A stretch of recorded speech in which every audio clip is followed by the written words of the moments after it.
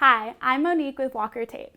Today I've got an easy way to remember how to get the most out of our tapes. It's turning tape into an acronym. First, T as in time.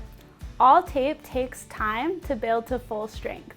That's why we recommend telling your clients to wait 24 hours before swimming, showering, or working out. Of course, you can use Max Hold Sport on your clients to allow them to avoid having to wait 24 hours.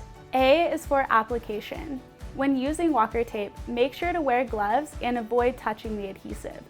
Also use products that clean surfaces for bonding, such as 99% alcohol and Bond Breaker shampoo. P stands for pressure. Firmly press the hair system onto your client's head. This is essential. Another word for tape is pressure-sensitive adhesive, and this is because pressure activates the tape's bond. E is the environment that you're using the tape in.